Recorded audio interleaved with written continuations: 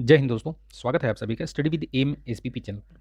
दोस्तों, ये video top 30 प्रश्नों की जो सीरीज चला रखी थी उसी का ये 31वां वीडियो है। 30 वीडियो ऑलरेडी बने हुए हैं चैनल पर, आप उसको देख लीजिए। बहुत ही महत्वपूर्ण प्रश्न करवाए हैं। जितने सब्जेक्ट जनरल स्टडीज़ में आते हैं उन सभी सब्जेक्ट से रिलेटेड प्रश्न हैं उसमें। करंट अफेयर्स भी इन्वॉल्व हैं, ठीक है।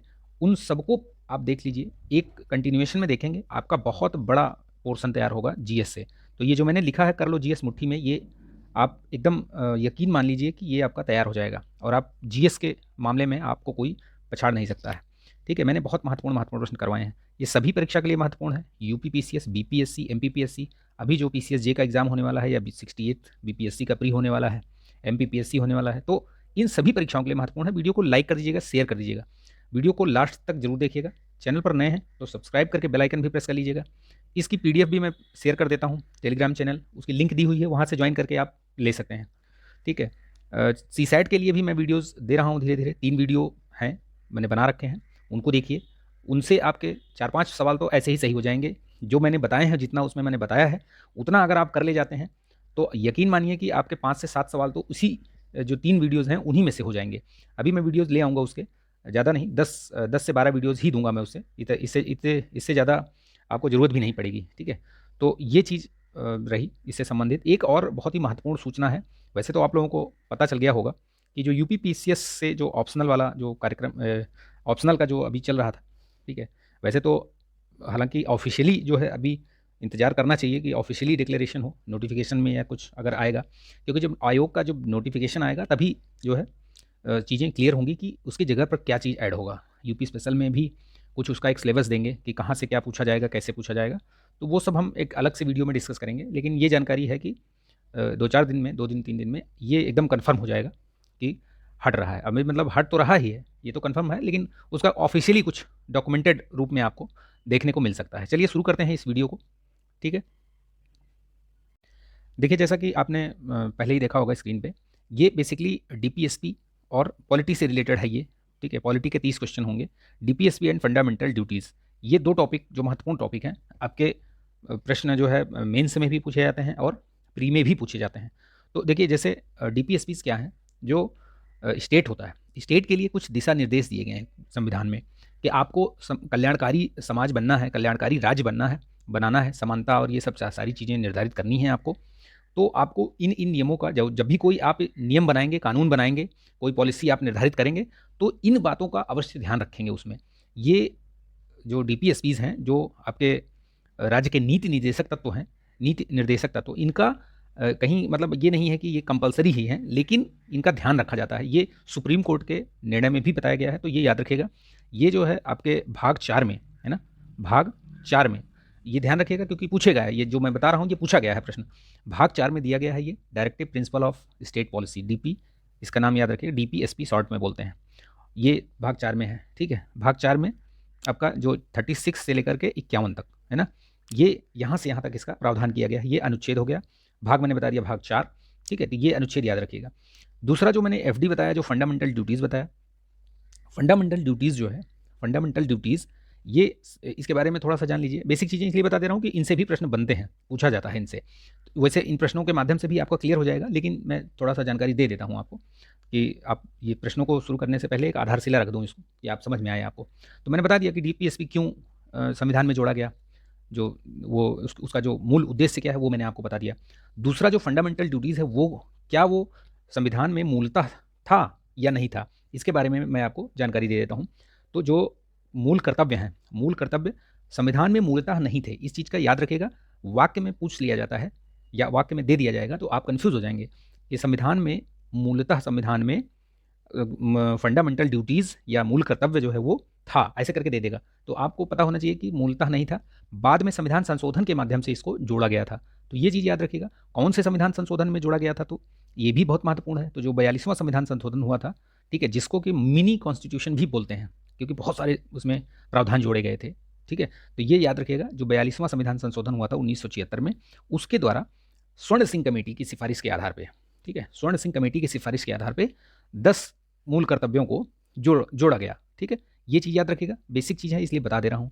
तो ये चीज़ हो गया 10। लेकिन अभी अगर पूछा जाए कि एट प्रेजेंट यानी वर्तमान समय में मूल कर्तव्यों की संख्या कितनी है, तो 11 है। तो भैया 10 तो ये जोड़े गए थे इस समय, लेकिन 11वां कब जोड़ा गया? तो 11वां जो जोड़ा गया वो आपका बहुत बाद में जोड़ा गया, ठीक है, ये चीज़ ध्यान रखिएगा, ठीक है, काफ़ी बाद में जोड़ा गया है। उसको मैं बताता हूँ अभी क्या था और क्या था, उसके बारे में भी आगे इसमें मैं बताऊँगा। तो ये चीज़ एक बेसिक जो आधारभूत जानकारी थी वो मैंने दे दिया डीपीएसपी और फंडामेंटल ड्यूटीज़ के बारे में। अब आपको जो जैसे-जैसे प्रश्न आते जाएँगे वैसे-वैसे इनकी मैं व्याख्या भी करता जाऊँगा और आपको आपको सारी चीज़ें जो है, सारे डाउट्स आपके क्लियर हो जाएँगे। कहीं आपको कुछ डाउट होता है तो कमेंट करके पूछ लीजिएगा आप, ठीक है? चलिए इसको लाइक कीजिएगा, शेयर कीजिएगा, सब्सक्राइब भी कर लीजिएगा चैनल को। देखिए कल्याणकारी राज्य का जो समावेश भारत के संविधान में है, तो वही पूछा है कि कहाँ पे है और कैसे है, क्या चीज़ बताया है उसमें। तो मैंने जैसे अभी बताया शुरुआत में ही कि नीति निर्देशक तत्वों में जो हैं वो कल्याणकारी राज्य की स्थापना के लिए कुछ मतलब निर्देश दिए गए हैं, वही निर्देश हैं जिनके बारे में यहाँ पूछा जा रहा है। तो ये सब देखिए प्रश्न आए हुए हैं, बेसिकली ये पीवाईक्यू ही है, ठीक है? तो पीवाईक्यू है और पीवाईक्यू में किसी एक कंपटीशन या किसी एक प्रतियोगिता, किसी एक परीक्षा से नहीं है, विभिन्न परीक्षाओं में है ये। किसी भी स्टेट का, वनडे एग्जाम्स का, सभी का इन्वॉल्व है, इवन कि यूपीएससी का भी इन्वॉल्व है इसमें। तो ये बहुत महत्वपूर्ण सीरीज है, इसको इसको जरूर देखिएगा आप, ठीक है? संविधान में निम्नलिखित में से किसके शोषण के विरुद्ध अधिकार स्वीकृति करता है? संविधान में किस प्रकार के शोषण? तो देखिए जैसे बच्चों के लिए भी दिया गया है प्रावधान, बिल्कुल दिया गया है ना, तो वो भी है, ठीक है, स्त्रियों के लिए भी दिया गया है, जनजातियों के लिए भी दिया गया है, दलितों के लिए बेसिकली देखा जाए तो ऐसे सीधे सीधे नहीं है वो, इन्हीं में आ जाते हैं, ठीक है? तो ये याद रखिएगा, जो करेक्ट आंसर होगा इसका होगा सी, 1 2 3, ठीक है? बच्चों, स्त्रियों और जनजातियों के लिए ये प्रावधान किया गया है, तो याद रखिएगा। राज्य के नीति निर्देशक सिद्धांत एक ऐसा चेक है जो बैंक की सुविधा अनुसार किया जाता है। ये किसने कहा था? ये और ऐसा क्यों कहा था ये भी समझिए। जो नीति निर्देशक सिद्धांत होते हैं, नीति निर्देशक सिद्धांत, ये आपके न्यायालय में न्यायोचित नहीं है। कहने का मतलब ये है कि इनके ऊपर आप क्लेम नहीं कर सकते हैं। आप जाके, जैसे मूल अधिकार होते हैं, अगर आपके मूल अधिकारों का हनन हुआ तो आप सीधे हाई कोर्ट में या सुप्रीम कोर्ट में जाकर के क्लेम कर सकते हैं कि मेरे अधिकारों का, मूल अधिकारों का हनन हो रहा है, और उस पर वो सुप्रीम कोर्ट या हाई कोर्ट जो है वो संज्ञान लेकर के उस पर दिशा निर्देश देगी, ठीक है? लेकिन डीपीएसपी जो हैं, जो ये निदेशक तत्व हैं, इनके ऊपर ऐसा नहीं है, ठीक? तो इसको अलग अलग लोगों ने अलग अलग बातें कही हैं, तो उसी वक्तव्य में राज्य के नीति सिद्धांत को एक ऐसा चेक कहा है जो बैंक की सुविधा के अनुसार, कहने का मतलब है कि बैंक की सुविधा के अनुसार का मतलब हुआ कि बैंक के पास अगर पैसा है, सुविधाएं हैं, तब वो उसको चेक को भुनाएगा, अदरवाइज नहीं भुन पाएगा वो चेक, ठीक है? तो ये चीज़ याद रखिएगा। ये चीज़ किसने कही है तो ये भी ध्यान रखिएगा, ये केटी शाह ने कहा था इसको, बहुत महत्वपूर्ण है। इनमें से लगभग सभी लोगों ने कुछ कुछ चीज़ें कही है, ठीक है? तो ये चीज़ याद रखिएगा, आगे जैसे जैसे प्रश्न बढ़ेगा वैसे वैसे आपको इसके बारे में जानकारी मिलती रहेगी। बने रहिएगा वीडियो के अंत तक। निम्नलिखित में से कौन सा राज्य के नीति निदेशक तत्वों में शामिल है? तो देखिए राज्य के नीति निदेशक तत्वों में मानव दुर्व्यापार और बलात्संग का प्रतिषेध, तो ये अगर आप देखेंगे इस तरीके से, और ऑप्शन देख लीजिए, मादक पेय और स्वास्थ्य के लिए हानिकारक औषधियों और औषधि प्रयोजनों से भिन्न उपयोग का प्रतिषेध, ये भी शामिल है, ठीक है? नेक्स्ट देखिए इसमें, यहाँ से तो अच्छा 2 ही है क्या? ओके ठीक है, तो 2 में इसमें पूछा क्या है?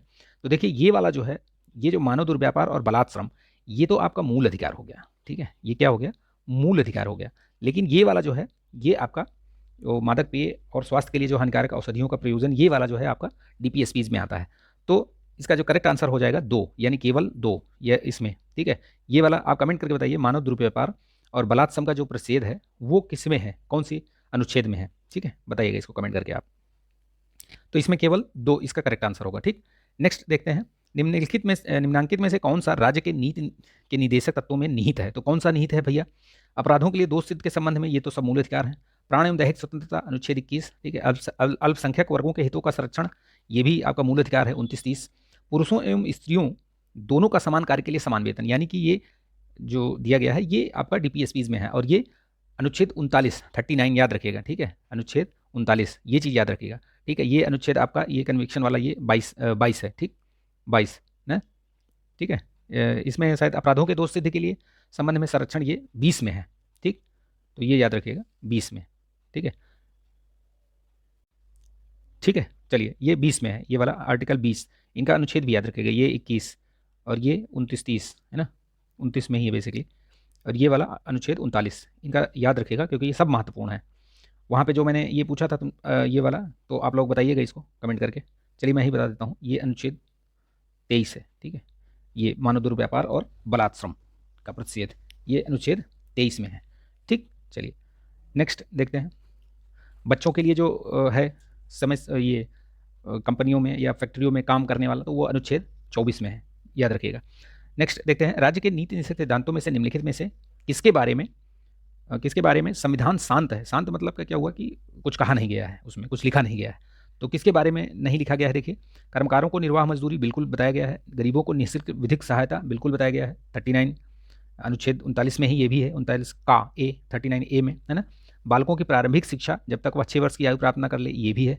प्रौढ़ शिक्षा के बारे में उसमें कुछ नहीं बताया गया है, तो इसलिए ये चीज़ याद रखिएगा, इसका करेक्ट आंसर ए होगा। निम्नलिखित में से कौन सा एक राज्य के नीति निषेध सिद्धांतों में सम्मिलित है, तो देखिए कौन सा सम्मिलित है। राज्य देश के पर्यावरण संरक्षण एवं संवर्धन का प्रयास करेगा, बिल्कुल सम्मिलित है। राज्य के किसी व्यक्ति को कानून के समक्ष समानता से मना नहीं करेगा, तो ये तो मूल अधिकार हो गया, आर्टिकल 14 के अंतर्गत। ये राज्य किसी व्यक्ति को उसके धर्म, कुल, जाति, लिंग, ये भी आपका RRCP है ना, तो ये भी आपका जो है मूल अधिकार हो गया। अस्पृश्यता, ये अनुच्छेद 17, ये भी आपका मूल अधिकार हो गया। तो जो पहला वाला करेक्ट आंसर इसका ए, 7 का ए, ठीक है, ये चीज़ याद रखिएगा। नेक्स्ट हम आगे चलते हैं, देखते हैं 8वां प्रश्न क्या दिया हुआ है इसमें आपका। देखिए कितनी बार पूछा गया है ये, देखिए इसमें मैचिंग में दिया है, इस तरीके का प्रश्न बहुत पूछा जाता है। तो ये अनुच्छेद 40 जो 40 है वो आपका ग्राम पंचायतों का गठन यानी कि ए का 1, और अनुच्छेद 44 देखिए समान नागरिक संहिता, ये भी सही है, 44 UCC है, ठीक। तो ये जो अब ए का 1 और सी का 3, देखिए ए का 1 सी का 3 यहाँ है और कहीं है, कहीं नहीं है। यहाँ अगर 1 है तो यहाँ 4 है, तो इसका करेक्ट आंसर आपका 1 2 3 4 यानी जैसा लिखा हुआ है वैसे ही है, ये भी है, सही है। अनुच्छेद 41 में काम करने का अधिकार भी है, ये नागरिक संहिता UCC हो गया। और ये कृषि एवं पशुपालन का गठन, ये 48 में भी सही हो गया, ठीक है। ये याद रखिएगा, ये चारों करेक्ट हैं, एक दूसरे के सामने सही लिखे हुए हैं। समान कार्य के लिए समान वेतन संविधान में सुनिश्चित किया गया, तो अभी थोड़ी देर पहले ही मैंने बताया, राज्य के नीति निर्देशक सिद्धांतों का अंग है ये, इसमें मैंने बताया आपको। तो इस हिसाब से मतलब ये इसका जो करेक्ट आंसर होगा बी होगा। राज्य के नीति निर्देशक सिद्धांत किस प्रकार मौलिक अधिकारों से भिन्न है, तो किस प्रकार भिन्न है, अगर मैंने अभी थोड़ी देर पहले ही बताया कि वो मूल अधिकार, जहाँ एक तरफ मूल अधिकार न्यायालय में प्रवर्तनीय है, वहीं जो ये DPSPs हैं ये प्रवर्तनीय नहीं है। तो ये सबसे बड़ा जो मूल मतलब इनका अंतर है वो यही है, मौलिक अंतर इनका यही है कि निदेशक जो सिद्धांत है वो प्रवर्तनीय नहीं, जबकि अधिकार प्रवर्तनीय है। तो इसका जो करेक्ट आंसर होगा सी होगा, ठीक।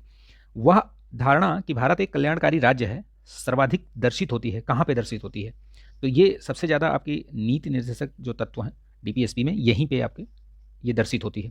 भारतीय संविधान में प्रतिष्ठापित राज्य की नीति निर्देशक तत्वों के अंतर्गत निम्नलिखित प्रावधानों पर विचार कीजिए। अब देखिए ये IAS का ये आया हुआ प्रश्न है। भारतीय नागरिकों के लिए समान नागरिक सिविल संहिता, ये ठीक है, UCC है ना, चर्चा की गई है इसकी। आपका ग्राम पंचायतों का गठन, ये भी है 40 में, अभी थोड़ी देर पहले ऊपर देखा हमने। ग्रामीणों में कुटीर उद्योग को प्रोत्साहित करना, ये भी है। सभी कर्मकारों के लिए यथोचित अवकाश, संस्कृति एवं अवसर को सुनिश्चित करना, ये भी है। इसमें ये नहीं है, ये वाला, ये मूल अधिकार उसमें आ गया। ये क्या पूछ रहा है इसमें, अच्छा गांधीवादी, ओके, ठीक है। देखिए हाँ, DPSPs को 3 मेजर, मतलब देखिए सुविधा के अनुसार, कहने का मतलब है पढ़ने और उनका जो मौलिक उनकी जो प्रकृति है सिद्धांतों की, उनके आधार पर इनको 3 भागों में बांटा गया है। तो उन्हीं में से एक भाग है गांधीवादी सिद्धांत, ठीक है, एक लिबरल और एक सामाजिक, यानी कि 3 भाग हो गए, सोशल और ये आपके लिबरल और एक ये गांधीवादी। तो पूछ रहा है गांधीवादी सिद्धांत इनमें से कौन से हैं तो ये सारे ही DPSPs, लेकिन इसमें से गांधीवादी, तो गांधीवादी जो विचारधारा है उसके हिसाब से देखा जाए तो ये जो ग्राम पंचायतों का गठन है ये और आपका कुटीर उद्योग, ये 2 ही हैं जो कि आपके गांधीवादी हैं, बाकी जो है वो या तो सोशल है या लिबरल वाले हैं, ठीक। तो ये चीज़ याद रखिएगा। चलिए, भारत में निम्नलिखित में से किसके अंतर्गत पंचायती राज प्रणाली की व्यवस्था की गई है, तो मैंने आप ये तो पढ़ ही चुके हैं, सिंपल सा प्रश्न है, इसमें ज़्यादा कुछ एक्सप्लेनेशन की जरूरत है नहीं। राज्य के नीति निर्देशक सिद्धांतों को भारतीय संविधान में शामिल किए जाने का उद्देश्य है, तो क्या उद्देश्य है, राजनैतिक प्रजातंत्र को स्थापित करना, या फिर यहाँ देखिए नेक्स्ट क्या दिया है इसमें, हाँ सामाजिक प्रजातंत्र, गांधीवादी प्रजातंत्र, सामाजिक और आर्थिक प्रजातंत्र। तो इसमें से जो करेक्ट आंसर होगा वो होगा सामाजिक और आर्थिक प्रजातंत्र को स्थापित करना, जो है इसका DPSP का मूल सिद्धांत है, ठीक, जो कि मैंने सरल शब्दों में आपको पहले ही बता दिया था शुरुआत में ही वीडियो के। भारतीय संविधान में राज्य के नीति निर्देशक सिद्धांतों का विचार लिया गया है, तो ये आया कहाँ से, ये विचार जो ये DPSP का जो विचार है वो किस, देखिए संविधान में जितनी भी विशेषताएं हैं, मतलब मोस्ट ऑफ द जो यहाँ के जो स्पेशलिटीज़ हैं वो कहीं ना कहीं किसी न किसी देश से लिया गया है। देखिए कहीं से लिया गया है का मतलब ये नहीं है कि हमने उसको एकदम डिट्टो कॉपी कर लिया है, हमने उसको वो वहाँ से अवधारणा, वहाँ से कॉन्सेप्ट लिया है, लेकिन उसको अपने हिसाब से हमने यहाँ की परिस्थिति के हिसाब से, यहाँ के जो जनता है, यहाँ का जो वातावरण है, पर्यावरण है, यहाँ का जो माहौल है उसके हिसाब से हमने उसको ढाला है। तो एकदम से मतलब नकल कर की गई है ऐसा कहना उचित नहीं है। यहाँ की परिस्थितियों के अनुसार उसको हमने अपने हिसाब से मोल्ड किया है उस चीज़ को, ठीक है। तो ये चीज़ याद रखिएगा। तो ये जो डीपीएसपीज वाला कॉन्सेप्ट है ये हमने लिया है आयरलैंड के संविधान से, अलग अलग जगहों से हमने लिया है। जैसे कनाडा से हमने संघ वाला जो पोर्सन है वो हमने कॉन्सेप्ट वहाँ से लिया है। ऑस्ट्रेलिया से हमने ये जो सूचियाँ हैं, आपने सूची पढ़ी है, संघ सूची, राज्य सूची, समवर्ती सूची, ठीक। तो ये जो है ये विचार ऑस्ट्रेलिया के वहाँ से लिया है, ठीक है। और दक्षिण अफ्रीका वाला क्या है, दक्षिण अफ्रीका में जो राज्यसभा में ये सीटों का इसका इनका चुनाव होता है, वो चुनाव उसका जो कॉन्सेप्ट है वो दक्षिण अफ्रीका से लिया गया है, ठीक है। तो मैंने ये सारे कवर किए हैं, ताबड़तोड़ सीरीज वाली देखेंगे आप, उसमें मैंने ये सब कवर किया हुआ है।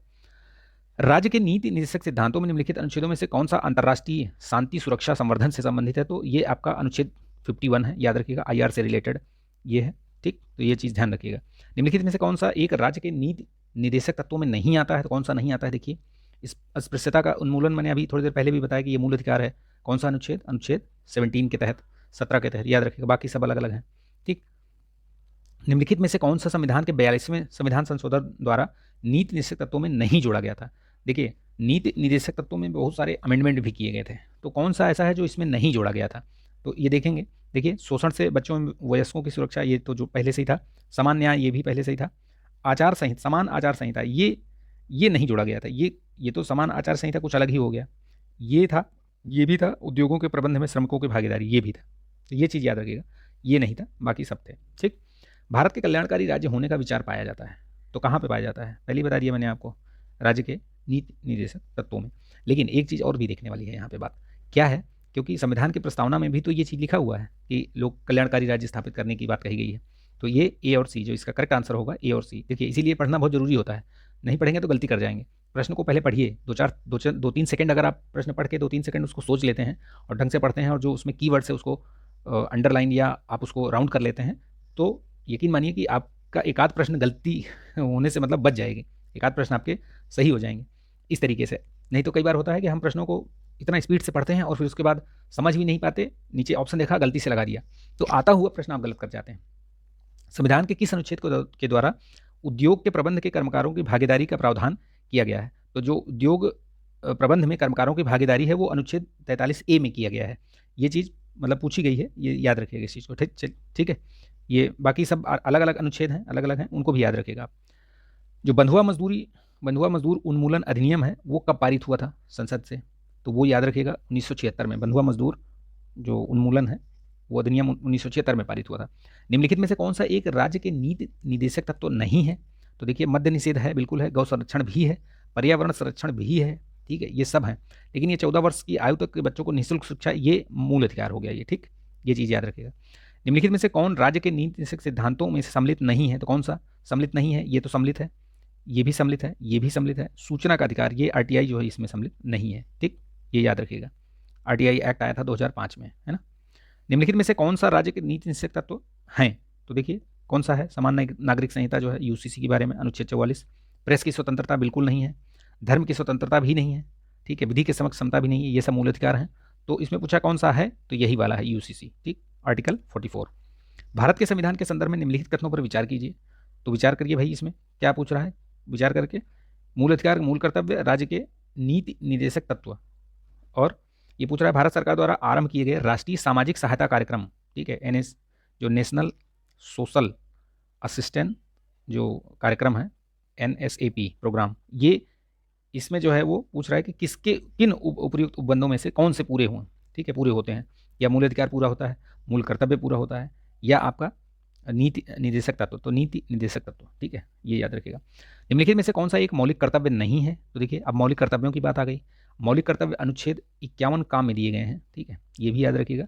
11, इसमें भी 11 है, ये याद रखिएगा, है ना, ये बहुत ध्यान रखिएगा इसको। तो इसमें से पूछा गया है, अभी 2021 वाले में भी प्रश्न आया था कि कौन सा है, यही वाला प्रश्न रिपीट हुआ था जो मैं अभी आपको बताने जा रहा हूँ, ठीक है, कि कौन सा जो है वो इसमें मौलिक कर्तव्य नहीं है। राष्ट्रगान का सम्मान करना है, बिल्कुल है। राष्ट्रीय संपत्ति का बचाव भी है। राष्ट्रीय महत्व के स्थानों और स्मारकों की रक्षा, ठीक है, ये मौलिक कर्तव्य नहीं है। प्राकृतिक वातावरण का संरक्षण एवं सुधार, ये है, ठीक है। तो ये चीज़ याद रखिएगा, इसमें से करेक्ट।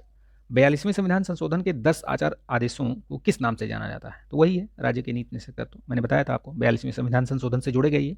स्वर्ण सिंह कमेटी के जो उनके रिकमेंडेशंस थी, तो वो याद रखिएगा, वो भी प्रश्न पूछा गया है, जाने कितनी बार पूछा गया है। भारत के प्रत्येक नागरिक का कर्तव्य होगा कि प्राकृतिक पर्यावरण का संरक्षण एवं सुधार, यह उपबंध किस में शामिल है? तो ये किस में आता है? प्राकृतिक पर्यावरण का संरक्षण एवं सुधार, ये आपका अनुच्छेद जो है 48A में आता है, ठीक है, 48A में याद रखिएगा, ठीक। 51A में तो मूल कर्तव्य ही है। निम्नलिखित में से किस एक का संरक्षण भारतीय नागरिक का मूल कर्तव्य है? फिर वही बात होगी, मूल कर्तव्य में कौन सा है? तो जो मूल कर्तव्य में वन्य जीव प्राणी, ठीक, या इसमें आपका हाँ वन्य जीव प्राणी है, बाकी सब अलग अलग चीज़ें हो गई। वन्य जीव प्राणी वाला बताया था ना मैंने अभी, तो वो याद रखिएगा 48A में। एक नागरिक के मूल कर्तव्यों में से निम्नलिखित में कौन सा कर्तव्य सम्मिलित नहीं है? अब देखिए इसमें से कौन सा कर्तव्य सम्मिलित नहीं है। तो प्राकृतिक पर्यावरण की रक्षा एवं संवर्धन बिल्कुल है, ये तो मूल कर्तव्य में आता है। स्वतंत्रता के लिए राष्ट्रीय आंदोलन को प्रेरित करने वाले उच्च आदर्शों को संजोए रखें और उनका पालन करें, ये भी है। अस्पृश्यता मिटाना, ये अभी जाने कितनी बार मैंने बता दिया, अनुच्छेद 17। और अनुच्छेद 17 किस में आता है? मूल अधिकार में, ठीक है। अस्पृश्यता जो हटाना उन्मूलन, उसका आर्टिकल ये 17 के तहत ये एक मूल अधिकार है। वैज्ञानिक दृष्टिकोण, मानववाद, ये सब आपका डीपीएसपी में आता है। तो इस तरीके से मैंने आज के 30 प्रश्न आपको करवाए, ये सारे पीवाईक्यू ही हैं, ठीक है, किसी न किसी परीक्षा में पूछे गए हैं, चाहे वो वनडे एग्जाम्स हो, चाहे किसी स्टेट के पीएससी का एग्जाम हो। तो आई होप कि ये आपको जानकारी, ये वीडियो अच्छा लगा होगा, तो प्लीज़ इसको लाइक कर दीजिएगा, शेयर कर दीजिएगा, और चैनल पर नए हैं तो सब्सक्राइब करके बेल आइकन जरूर प्रेस कर लीजिएगा, ताकि वीडियो का नोटिफिकेशन आपको मिलता रहे। मिलेंगे नेक्स्ट वीडियो में, तब तक के लिए अपना ध्यान रखिए, स्वस्थ रहिए, मस्त रहिए, बिंदास रहिए। जय हिंद।